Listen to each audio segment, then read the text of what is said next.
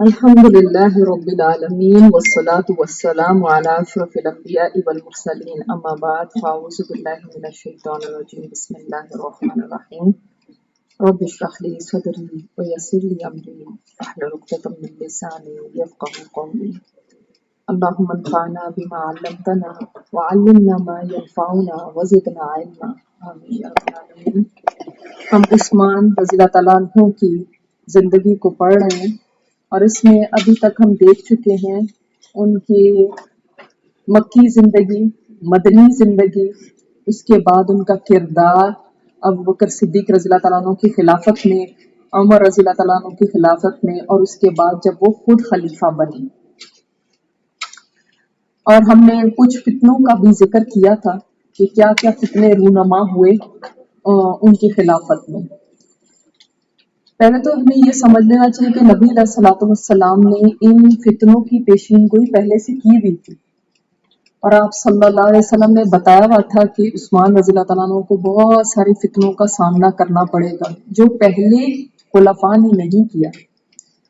آپ صلی اللہ علیہ وسلم نے یہ بھی پیشین گوئی کی تھی کہ ایسے فتنے آئیں گے کہ سمندروں کی موجوں کی طرح، ایک کے بعد ایک فتنہ، ایک کے بعد ایک فتنہ، اور یہ بھی کہ جو گھر میں بیٹھا رہے اور اپنی تلوار کو توڑ دے وہی نجات پا جائے گا، یعنی اس فتنے میں حصہ نہ لے۔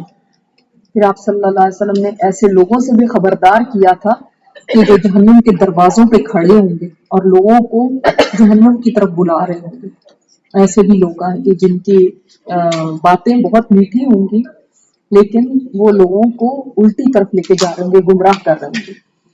پھر آپ صلی اللہ علیہ وسلم نے اس چیز کا بھی بتا دیا تھا کہ جب ایک دفعہ تلواریں نکل آئی نا مسلمان کے خلاف تو دوبارہ کبھی واپس نہیں جائیں گی قیامت تک، اور یہ ایسا ہوتا بھی رہا۔ اور پھر ہم نے دیکھا کہ کس کس طرح کی ایلیگیشنز یا تہمتیں، جھوٹے الزام سیدنا عثمان پر لگائے گئے۔ کچھ اگر آپ کو یاد ہے تو آپ بتائیے کہ کیا ان کے اوپر الزامات لگائے گئے تھے؟ جی، زیادہ تر تو ان پہ یہ کہا تھا وہ اپنے رشتے داروں کو عہدے زیادہ دیتے تھے، اچھا، اور رشتے داروں کو برات زیادہ دیا کرتے تھے۔ اچھا، اور اس کا جواب آپ کیا دیں گے؟ اس کا جواب یہ ہے کہ حضرت عثمان سے کہتے تھے کہ میں بیت المال میں سے نہیں دیتا، میں اپنے ذاتی مال میں سے انہیں دیتا۔ جی جی، اور جہاں تک دیکھیں عہدے دینے کا سوال ہے، جو ان کا سب ٹرائب تھا نا، ہے تو سب قریش سے، لیکن بنو ہاشم اور بنو امیہ سب ٹرائب سب سے بڑے تھے۔ اور اس سے پہلے آپ بنو تیم اور بنو عدی کا پڑھ چکے ہیں، وہ جن سے ابو بکر صدیق رضی اللہ تعالیٰ عنہ حضرت عمر تھے، وہ اتنے بڑی شاخیں نہیں تھی، بنو امیہ کے افراد زیادہ تھے۔ اور گورننس میں آپ دیکھیں گے بھی آگے ان کی خلافت آپ پوری پڑھتے ہیں، بنو امیہ سے ہی چلی ہے نا، یہ گورننس میں بہت اچھے تھے، بہت ماہر تھے۔ دوسری یہ کہ دیکھیں جب ایسے کچھ چیزیں کھڑی ہوتی ہیں کہ شرپسند لوگ آتے ہیں تو انسان یہی کہتا ہے نا کہ ہم اپنے قابل اعتبار، قابل بھروسہ لوگوں کو کوئی عہدہ دیں تاکہ بغاوت نہ ہو، تاکہ یہ وفادار رہیں۔ اور یہ بھی ایک ریزن تھا،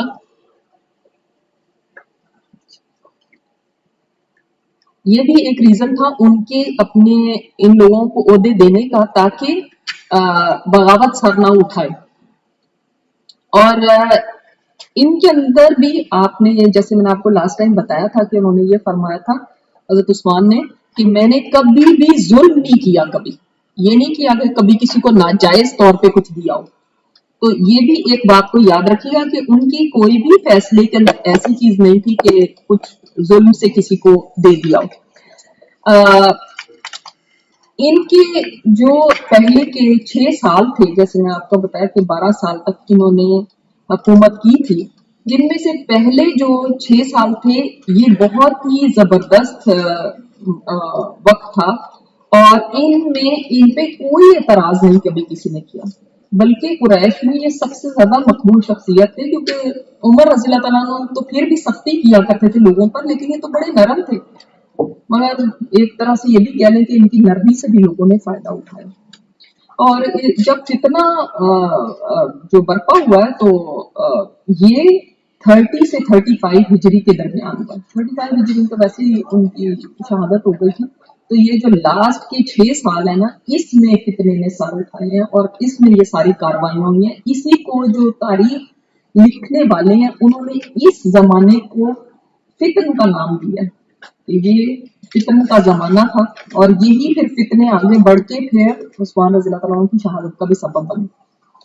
और जो अबू बकर सिद्दीक रज़ी अल्लाह तआला अन्हु का दौरे खिलाफत था, हज़रत उमर का था और इनके 6 साल पहले के थे, इसमें मुसलमान बहुत मुत्तहिद थे, कोई आपस में इख्तलाफात नहीं थे। और लेकिन जो आखिर के दौर शुरू होता है तो उसमें इख्तलाफात शुरू हो जाते हैं, जिनमें मैंने आपको बताया था कि फितना परवर कुछ लोग थे, उनका गुरूह था और उन्होंने फितने जो शुरू किए तो एक जगह नहीं हो रहे, फिर कभी कहीं कभी कहीं कूफा, बसरा, मिस्र, दमिश्क, इन सब जगहों के ऊपर इनके एजेंट्स जिसको कह लें कि वो थे। और जब ऐसे लोग सर उठाते हैं तो कई लोग उनके साथ शामिल हो जाते हैं। मैंने बहुत सारी आपको वजूहात बताई थी कि उनको देखें, कभी भी किसी को मौका तब मिलता है ना जब हालात साजगार वैसे होते हैं, माहौल जब ऐसा बन रहा है तो फिर जब शिकायत उठने लगी, कहा जाता है कि इतना जो खुशहाली का दौर था, इस कदर माल और दौलत की रेल बेल थी और उसके अंदर फिर लोगों ने आहिस्ता आहिस्ता तन आसानी, आराम तलबी और इस तरह की चीजों की तरफ चले गए। और जैसे जैसे आप देखें जमाना आप सल्लल्लाहु अलैहि वसल्लम से दूर होता जाएगा ना, उसमें आप देखेंगे कि आहिस्ता आहिस्ता जाहिर है ईमानी हालत भी होती है, फितने भी ज्यादा और इस तरह की चीजें। तो वो चीजें इन जमानों से फिर शुरू हो गई थी, जबकि पहले दौर में ऐसे नहीं थे। सहाबा कराम का ईमान जो था, सहाबा कराम का दौर जो था तो बेस्ट दौर था। उसके बाद जब और लोग शामिल होते गए और जब हुकूमत इतनी एक्सपैंड हो जाए, आप देखिए आज की तरह के कम्युनिकेशन की भी जराए नहीं थी कि यहाँ पे बैठे पता चल जाए वहां पे क्या हो रहा है। जब तक खबरें पहुंचेंगी, क्या वहां के हालात हैं, कितना अरसा लग जाता था। हर तरफ नजर रखना कितना मुश्किल है कि जब इतनी बड़ी एम्पायर हो। आज एक मुल्क देखें संभालना मुश्किल हो जाता है। जब शर पसंद शर शुरू करते हैं, बगावतें शुरू होती हैं, जब मतलब आप देखें कि मुल्क टूटते हैं तो कैसे टूटते हैं। आप देख लें ईस्ट पाकिस्तान, वेस्ट पाकिस्तान कैसे टूटे, बांग्लादेश बन गए, पाकिस्तान बन गया, कैसे हुए। तो जब ऐसे हालात होते हैं ना तो शर पसंद अपना काम फिर बहुत आसानी से कर लेते हैं, जिस वक्त कि उनको माहौल वैसा मिल जाता है। अब इसके अंदर यहूदी भी शामिल हो गए, जिन्होंने देखा कि अब इस तरह मुसलमानों को हम वैसे तो काट नहीं सकते, इनकी ताकत को तोड़ने का एक ही तरीका है, इनको आपस में लड़ा दो। तो जब मैंने आपको अब्दुल्ला बिन सबा की बात बताई थी कि उसने इस्लाम कबूल किया, इस्लाम का लबादा पहना समझ लीजिए, और उसके बाद उसने अपनी वो काम किए जो इस्लाम को उस वक्त मुसलमानों को नुकसान पहुंचाने वाले थे। अब जो पहले का दौर था उसमें तारीखदान लिखते हैं कि अबू बकर सिद्दीक रज़ी अल्लाह अन्हु का, उमर का और जो उनके पहले 6 साल थे उसमें यानी ये जराइम गुनाह ना होने के बराबर थे। दीन जो था ना वो एक साइड की चीज नहीं था, जैसे आज है ना साइड की चीज है। हम अपनी जिंदगी गुजारते हैं, दीन एक साइड पर पड़ा हुआ है, कभी कभी उसको भी देख लेते हैं, चलो क्योंकि हम भी तो दीनदार कहलाना चाहते हैं ना, तो कभी कभी हम उसकी तरफ देख लेते हैं। जब मस्जिद में आते हैं तो फिर दीनदार बन गए, बाहर हम बेदीन हो गए। रमजान आया बहुत दीनदार बन गए, रमजान से निकले फिर बेदीन हो गए। तो फिर जब कोई फौतगी हो गई तो फिर दीनदार बन गए, फिर शादी हुई तो फिर बेदीन हो गए। तो वो हमारी ना साइड की चीज है, दीन हमारी जिंदगियों का हिस्सा नहीं है, उनकी जिंदगियों का हिस्सा था। लेकिन आहिस्ता आहिस्ता फिर जब ये दौर आया फिर दीन साइड की चीज बनना शुरू हो गया। और फिर हम देखते हैं कि तासुब और वो चीजें होने शुरू हो गई कि ये कुरैश और ये बनु उमैया और ये और हम वो। अब जब जाहिर है इतनी एम्पायर वसी होती गई तो बहुत सारे लोग बीच में शामिल हो गए। फारिस वाले हैं, रोमी हैं, हबशी हैं, अरबी, अजमी, सभी आ गए ना एक मुमलिकत के अंडर। पहले तो सिर्फ यहां तक कॉन्सेंट्रेटेड थी ना, अब इतना फैल गया। अब इनको एक चीज सिर्फ मुत्तहिद करने वाली थी, वो कलमा था। लेकिन जिस वक्त कलमा पीछे रह जाए, तासुबात आगे आ जाए, मैं ये हूं, मैं पाकिस्तानी, आप इंडियन, आप तुर्की, आप फलां, तो फिर उम्मत डिवाइड ही होगी ना। इससे पहले वो एक थी, जब डिवाइड हुए तो फिर ये हुआ इसको क्यों ज्यादा मिल गया, मुझे क्यों नहीं मिला, तब ये लड़ाइयां होनी शुरू हुई।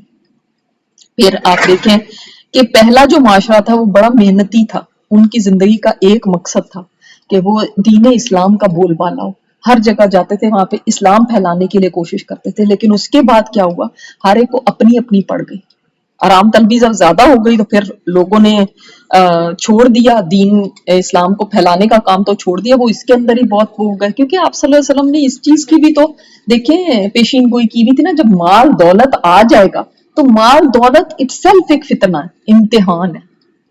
और उस्मान रज़ी अल्लाह तआला अन्हु की आप बहुत बड़ी एक ये खूबी देखें कि देखिए जो ये माल और दौलत होता है ना, ये भी कम ही लोगों को रास आता है समझने, रास आने का लफ्ज है ना, ये कम लोगों को रास आता है, क्योंकि अक्सरियत जब माल और दौलत आ जाता है ना, उसकी कसरत होती तो आप पे से बाहर निकल जाते हैं।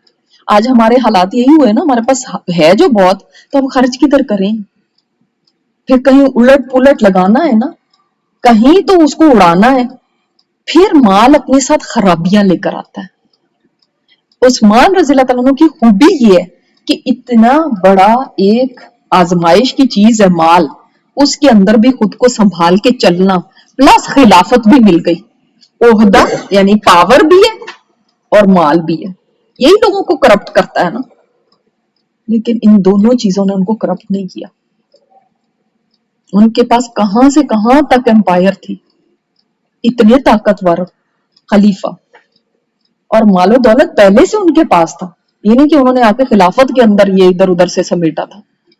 इसके बावजूद अपने आप को संभाल के चलना ये बहुत मुश्किल होता है। एक बंदा जिसके पास है ही नहीं है ना, वो फिर भी आसान है। एक बंदा जिसके पास है फिर वो आपे से बाहर ना निकले, ये है खूबी कि अल्लाह ताला ने आपको दिया बहुत हो, लेकिन फिर आप अपने आप को संभाल के चलें, तकब्बर और गुरूर आपके अंदर ना आए, और आप इसराफ से बच जाएं, तबजीर से बच जाएं, और आप उन गुनाहों से बच जाएं जो माल की वजह से लोग करते हैं। इसी दौर में फिर लोगों के अंदर चूंकि तानाशानी थी, फिर उसके बाद आप देखें कि जिहाद भी खत्म हो गया था, फतूहात और आगे बढ़ना खत्म हो गई थी, पहले यही नहीं संभल रहे थे, तो लोगों ने वो जो है कबूतरबाजी शुरू कर दी, और फिर गुलेलों से वो करते थे, निशाने लगाते रहते थे, मतलब वो वाली चीजें जो बिल्कुल फारिग लोगों के मशगले होते हैं। और इसको ये पहचान रहे थे उस्मान रज़ी अल्लाह तआला अन्हु कि ये सही चीज नहीं है, और ये उन्होंने इस खतरे को भांप लिया था, इसलिए इन्होंने एक खत भी लिखा था अपनी लोगों को कि जब इस उम्मत में 3 चीजें जमा हो जाएंगी तो ये उम्मत बिदात में पड़ जाएगी, जब मुकम्मल खुशहाली हो जाएगी, एक ये चीज, जब लौंडियों से तुम्हारी औलाद बलूगत को पहुंच जाएगी, जब लौंडियां होंगी उनके बच्चे वो बालिग हो रहे, इसका मतलब आगे फितने आएंगे ना, और जब अरब और गैर अरब कुरान की तिलावत करने लगेंगे, इसका मतलब क्या कि अरब और गैर अरब दोनों को, इसलिए क्योंकि अब लोग क्या करने लगे थे, असल तो उनको समझ नहीं थी जो अजमी लोग थे, अब वो कुरान किस लिए इसकी तालीम लेते थे कि हमें वजीफे मिल जाएं पैसों के लिए। तो उनके सामने ये चीज थी कि ये फितने लाएगा उस्मान रज़ी अल्लाह तआला अन्हु के सामने, और उन्होंने इस चीज के लिए लोगों को कहना भी शुरू कर दिया। हज़रत हसन बसरी फरमाते हैं कि मुसलमान माशरे में माल और दौलत की इतनी फरामानी थी कि लोग फख्र गुरूर में पड़ गए थे, मुकाबले बाजियों में पड़ गए थे, नाशुक्री करना शुरू हो गए थे। देखें जब इंसान के पास नेमतें बहुत आती है ना, साथ नाशुक्री भी आती है, फिर नेमतों की कोई कदरों कीमत ही नहीं रहती, इंसान को लगता है तो मेरा हक ही है। अब थोड़ा सा भी कुछ ये जरा भी इधर से उधर हो गया ना, अब देखिए कितनी बड़ी नेमत है कि ये पंखे चल रहे हैं, लाइट है, बिजली है, हम इस नेमत के इतने आदी हैं, जरा सी देर के लिए बंद हो जाए ना तो देखिए हम कैसे नाशुक्री के कलिमात बोलते हैं, हालांकि कोई हमारा हक तो नहीं है, कितने सारे लोग इसके बगैर भी रह रहे हैं। तो नाशुक्री यहाँ इसको कभी कुछ समझा ही नहीं हमने, नाशुक्री कभी शुक्र अदा नहीं किया। नाशुक्री आती है जिस वक्त नेमतें आ जाती, तो लोगों में नाशुक्री आ गई थी, तो वो फरमाते हैं कि मुझे पता है कि लोगों ने सैयदना उस्मान को क्यों नापसंद करना शुरू किया। बात यह है कि कम ही कोई दिन खाली गुजरता था, वरना हर दिन लोगों में माल तकसीम हो रहा होता था, हर दिन लोगों में। तो फिर عطیات کا سلسلہ اتنا عام تھا، مال دولت کھانے پینے کی چیزوں کی فراوانی، کہیں یہ تو نہیں کہ آج ہمارے ساتھ بھی یہی وجہ ہے کہ یہ جو ہمارا زوال آیا تھا ہمیں ملا بہت کچھ ہوا، اب ہمیں کوئی ضرورت ہی نہیں دین کی، تو دین تو وہ پڑھیں یا وہ اس کی طرف جائیں جن کو کوئی ضرورت ہو، ہم تو اپنے گھروں میں اچھے بھلے ہمارے پاس ساری نعمتیں. اسی وجہ سے آپ دیکھیں جن کے پاس مال و دولت زیادہ تھے، اللہ ماشاء اللہ میں نہیں کہتی سارے، لیکن جن کے پاس مال و دولت جتنا زیادہ تھا وہ نہیں کچھ سمجھتے کہ یہ دین کو چیز ہے یا اس کے لیے کوئی وقت نکالے یا اس کے لیے کوئی قربانی دے، ان کو ضرورت ہی نہیں محسوس ہوتی اس کی. تو یہ حال ہو گیا تھا کہ چیزیں اتنی فراوانی سے تھیں، اور اس کی وجہ سے پھر آپس کے اندر پھر فخر و غرور، جب مقابلے، پھر تلواریں بھی نکلنا شروع ہو گئیں. پھر وہ فرماتے حسن بصری کہ اللہ کی قسم اس وقت سے لے کر اب تک تلوار مسلمانوں کی گردنوں پر لٹک رہی ہے، اللہ کی قسم مجھے محسوس ہوتا ہے کہ اب یہ تلوار قیامت تک مسلمانوں پہ لٹکی رہی ہے، اور وہ وقت بالکل صحیح بات رہی. اللہ اکبر. اسی طرح حضرت عمر نے دیکھیں ایک پالیسی رکھی ہوئی تھی، وہ کہتے تھے کہ جو بڑے بڑے صحابہ ہیں نا وہ مدینہ کو چھوڑ کے نہیں جائیں گے. انہوں نے ان کو وہیں رکھا تھا، اگر گئے ہیں کہیں تو پھر واپس آئیں، وہاں نہیں رہنا. کیوں؟ اس لیے کہ وہ کہتے تھے کہ وہ اس چیز کو خطرہ سمجھتے تھے کہ اگر یہ چلے گئے نا دوسری جگہوں پر، وہاں پہ مال دولت فتوحات ہو رہی ہیں آگے سے آگے، تو یہ نہ ہو کہ یہ ان چیزوں میں ہی پڑ جائیں. جبکہ حضرت عثمان کے دور میں انہوں نے ان کو اجازت دے دی جس نے جہاں جانا. تو یہ ساری چینجز ہیں کہ کس طرح آئیں، کیا ہوا ایسا کہ یہاں تک بات پہنچی. کبھی انسان سوچتا ہے نا کہ ایک دن میں نہیں ایسے ہو جاتا، یہ کہیں نہ کہیں کوئی لاوا پکنا شروع ہوتا ہے تو پھر ایک دن پھٹتا ہے. اسی طرح فرماتے تھے حضرت عثمان لوگوں کو خطبے دیا کرتے تھے، اس میں واعظ کرتے تھے اور فرماتے تھے کہ اللہ تعالیٰ نے دنیا صرف اس لیے دی ہے تم اس کے لیے آخرت کماؤ، اس لیے اللہ نے دنیا دی، اس لیے نہیں دی کہ تم اس پہ فریفتہ ہو جاؤ. دنیا فانی ہے، آخرت دائمی ہے. کہیں یہ فانی تمہیں غرور میں مبتلا کر کے آخرت سے غافل نہ کر دے. تو اللہ سے ڈرو، تمہاری اس روش کی وجہ سے یہ نہ ہو دشمن تم پہ مسلط ہو جائے. تو لیکن لوگ باتیں نہیں سنتے تھے. ان حالات میں ظاہر ہے جب اتنی بڑی امپائر ہوگی، کبھی آپ نے کوئی ایسا حکمران دیکھا جس سے سبھی راضی ہو، ایک ایک بندہ راضی ہو؟ ایسا نہیں ہوتا. اتنی بڑی امپائر ہے، کسی کو تو وہ لگے گا میرا حق اس کو دے دیا، اس کو کیوں کر. جب آپس میں تعصب ہوگا تو یہ ہوگا نا. تو لوگوں نے خلیفہ پہ تنقید شروع کر دی، تو ایسے ہے جیسے آج ہم کرتے ہیں، کھا گئے پی گئے وہ ہو گئے لوٹ گیا فلاں لے گئے بھاگ گئے ڈاکو، اس طرح ہی انہوں نے بھی شروع کر دیا. ٹھیک ہے. اب یہ تبھی ہوا جس وقت آسودگی آ گئی تھی، اس سے پہلے تو نہیں تھا. اب چونکہ ہر نسل کے لوگ تھے، ہر زبان بولنے والے لوگ تھے، ہر ثقافت کے لوگ تھے، تو طرح طرح کے لوگ تھے. یہ کوئی صحابہ تھوڑی تھے. آپ ان کو وہ نہ سمجھیں گے جو صحابہ والا ایمان ہے وہ ان کے اندر ہے. اور جب فتوحات مکمل ہوئی تو عرب میں، عرب اہل عرب کوفہ بصرہ شام مصر، ان میں جا کے بھی لوگ بس گئے. اور پھر ان میں کم ہی تھے جو کوئی ہوگا جو آپ صلی اللہ علیہ وسلم کی صحبت میں رہا ہوگا، باقی سارے دوسرے لوگ تھے. اور جو لوگ بعد میں اسلام لے کر آئے ان کی اتنی قربانیاں نہیں تھیں، لیکن انہوں نے جنگوں میں حصہ لیا، تو وہ سوچنے لگے کہ کیوں ہم جنگوں میں حصہ لے رہے ہیں تو ہمارا بھی اتنا حق ہے جتنا یہ بڑے بڑے صحابہ کرام کا حق ہے. حالانکہ وہ مہاجرین انصار ان کی جیسی قربانیاں تو کسی نے بھی نہیں دی، لیکن یہ اب ان کو کچھ سمجھتے ہی نہیں تھے. کہتے تھے ہم اتنی بڑی چیز ہے، ہمیں وہ ملنا چاہیے، ان کو کیوں ملتا ہے. اور ان کو اپنے اوپر مہاجرین اور انصار کی جو فوقیت تھی نا وہ ان کو بری لگنے لگی، اور یہ بھی ایک چیز تھی جس نے ان کو بغاوت پہ آمادہ کیا. اور اسی لیے سیدنا عثمان کی خلافت کے جو آخری دور تھا اس میں ایسے حالات پیدا ہو گئے جس سے ان باغیوں کی سوچ کو اور شے ملی، اور وہ مختلف علاقوں میں جو گورنر تھے نا ان کے ایب بیان کرنے لگے، یہ گورنر ایسا، وہ گورنر ایسا. اور میں نے جیسے آپ کو بتایا تھا کہ انہوں نے جاسوسی کو مشغلہ بنا لیا تھا، ہر حرکت کو ان کی نوٹ کرتے تھے، دیکھا اس نے ایسے کیا، دیکھا. اب وہ بھی کوئی فرشتے تو اترے نہیں ہوئے جو گورنر ہے، ان سے بھی کوئی غلطیاں ہو سکتی ہیں. لیکن یہ چھوٹی چھوٹی چیزوں کو لے کر اور اتنا بڑا بنا کے، اور اس میں پیچھے ان کے اپنے موٹیوز ہوتے ہیں نا، کہ ہماری مرضی کا بندہ ہونا چاہیے جو ہمیں کچھ دے. یہ کیوں ہے یہاں پہ؟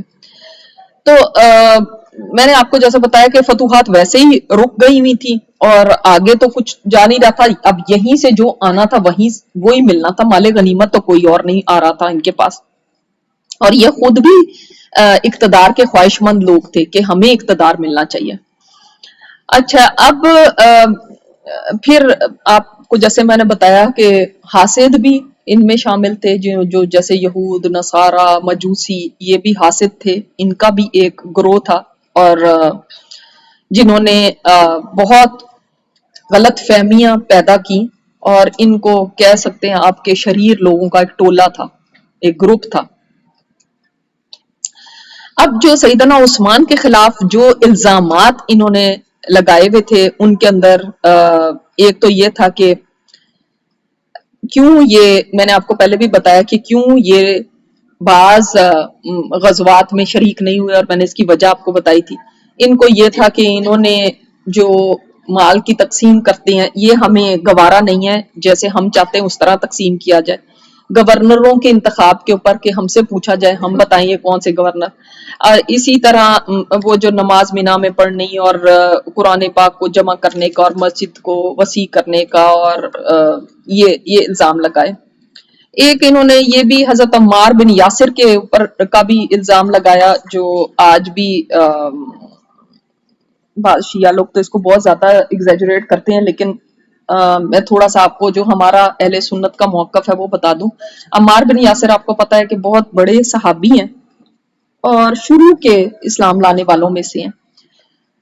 تو یہ ایک دفعہ حضرت عثمان کے پاس تشریف لائے، اور ان کا یہ تھا کہ کچھ ان کو ان کی جو پالیسیز تھیں ان کے ساتھ اتفاق نہیں تھا، لہٰذا یہ اور حضرت سعد بن وقاص یہ دونوں تشریف لائے، اور دربان باہر کھڑے تھے. ان سے کہا کہ ہم اندر آنے کی اجازت چاہتے ہیں اور عثمان رضی اللہ عنہ سے پوچھا جائے.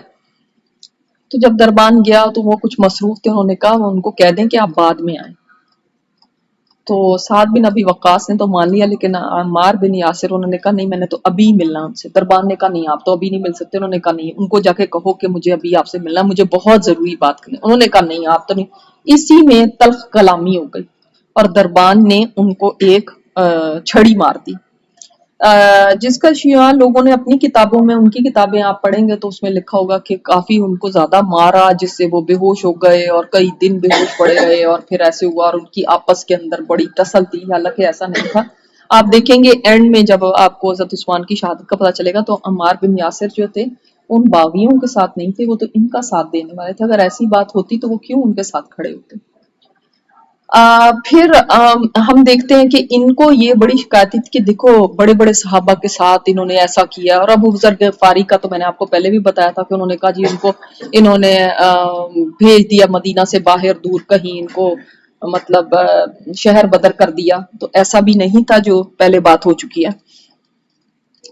انہوں نے بڑی افواہیں پھیلائیں اس ٹولے نے، اور لوگوں کو بڑا اشتعال دلایا کہ دیکھو دیکھو ایسے. اور یہ دیکھیں، اگر کوئی ایک بندہ ہوتا ہے نا جس کو کچھ فتنہ پھیلانا ہوتا ہے تو وہ دوسروں کو اپنے ساتھ لے لے. آپ کو اگر چھوٹی سی شکایت ہوگی تو میں آپ کے پاس جا کے آپ کو بھی اور زیادہ اشتعال دلاؤں کہ بھئی نہیں دیکھو دیکھو ایسے ہو رہا ہے اور ایسے ہو رہا ہے. تو اس سے دوسرے بندہ کو بھی اور بھڑکا دیا، پھر تیسرے کو اور بھڑکا دیا. اس طرح سے کرتے تھے. اور جیسے میں نے آپ کو پہلے بھی بتایا تھا کہ لوگوں کے مجموعوں میں جا کے خلیفہ پہ تنقید کرتے تھے، اور پھر خط خود ہی لکھ لکھ کے، جعلی خط لکھ لکھ کے لوگوں کو سناتے تھے، دیکھ لو فلاں صحابی بھی یہ کہہ رہے ہیں اور فلاں بھی یہ کہہ رہے ہیں، وہ بھی کہہ رہے ہیں کہ وہ ان کے ساتھ کیسی کی جا رہی ہے، اور ایسے جعلی خط.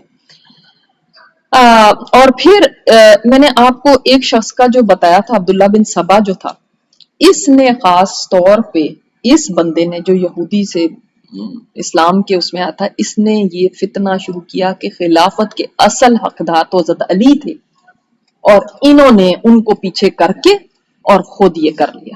اس چیز کو اس نے بہت ہوا دی اور اس نے کہا کہ ہمیں اسی کے لیے کوشش کرنی ہے کہ وہی حضرت علی کو خلافت ملے اور ان کو نہ ملے.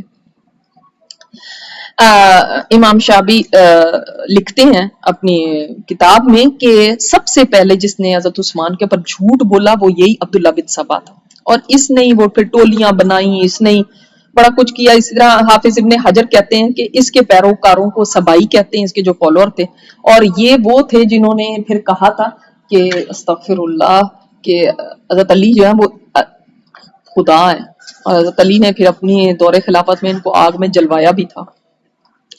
تو یہ ان لوگوں کا فتنہ تھا. اب یہ لوگوں کو اکساتے تھے، لوگوں کو حضرت عثمان کے خلاف، اور لوگوں کو خطوط دکھا دکھا کے دھوکہ دیتے تھے. یہ دیکھو بڑے بڑے صحابہ کے خطوط، اور وہ بھی کہہ رہے ہیں عثمان سے نجات پائی جائے. اور یہ لوگوں کو اس طرح فریب دیتے تھے اپنی ہوشیاری سے، اور انہوں نے لوگوں کو اپنے ساتھ ملا لیا ہوا تھا. پھر میں نے آپ کو جو لاسٹ ٹائم بات بتائی تھی اس کو بھی ہم آگے لے کر چلتے ہیں کہ تھوڑا سا تو اس سے پہلے ہی حضرت عثمان نے کیا کیا تھا، جب ان کو پتہ چلنا شروع ہو گیا تھا کہ لوگوں کے اندر ایسے شرپسند ہیں اور ایسے گروہ آ چکے ہیں اور لوگوں کو ایسا فساد کی طرف کر رہے ہیں، تو انہوں نے گورنروں کو بلایا، اپنے قریبی صحابہ کو بلایا، ان سے مشورے لیے کہ کیا کیا جائے. کسی نے کہا ان کو قتل کر دیں، کسی نے کہا ان کو جلا وطن کر دیں، کسی نے کہا ان کے ساتھ سختی کریں، کسی نے کچھ کہا. تو اینڈ میں انہوں نے یہ کہا تھا کہ نہیں، میں کسی کے ساتھ بھی ایسا نہیں کروں گا، جو تم نے مشورہ دیا ٹھیک ہے، لیکن میں کسی کے ساتھ بھی ایسا کرنے والا نہیں کہ ان کے ساتھ سختی کی جائے. میں ان کے ساتھ نرمی کے ساتھ ہی معاملہ کروں گا، اور اس کے بعد اگر یہ لوگ اسی سے مان جاتے ہیں تو ان کے لیے بہتر ہی ہے. تو یہ سارے مشورے انہوں نے لوگوں سے لیے تھے، اور ان کی جو انہوں نے خطبہ دیا تھا وہ یہی تھا کہ تم لوگوں نے جو مشورے دیے ہیں وہ میں نے سن لی ہیں، لیکن ہر کام کو کرنے کا ایک طریقہ ہوتا ہے. وہ بات جس کا اس امت کو اندیشہ ہے وہ تو ہو کے رہے گی. اس فتنے کا جو دروازہ بند ہے اس کو نرمی کے ساتھ اور موافقت کے ساتھ اور اطاعت کے ذریعے بند رکھنے کی کوشش کی جائے گی. البتہ اللہ کی حدود میں کوئی کہیں پہ لائٹ نہیں اس کو لوں گا، اس کی بھرپور حفاظت کی جائے گی. اگر اس فتنے کو کسی چیز نے روکا ہے تو وہ نرمی ہے. تو وہ کہتے تھے کہ نرمی کے ساتھ ہم یہ فتنے کا دروازہ بند رکھنے کی کوشش کریں گے، کیونکہ اگر ہم نے نرمی نہیں کی تو یہ نہ ہو کہ اور زیادہ نقصان ہو جائے. تو خیر انہوں نے ان کی بات کو نہیں کہا، لیکن حضرت عثمان نے گورنروں کو یہ ہدایت ضرور کی کہ جو زیادہ شرپسند ہیں ان کو یا قید کر دیا جائے یا ایسی کوئی سزا دی جائے. یہ نہ کیا جائے، بلکہ ان کو نرمی کے ساتھ ان کے ساتھ معاملہ کیا جائے.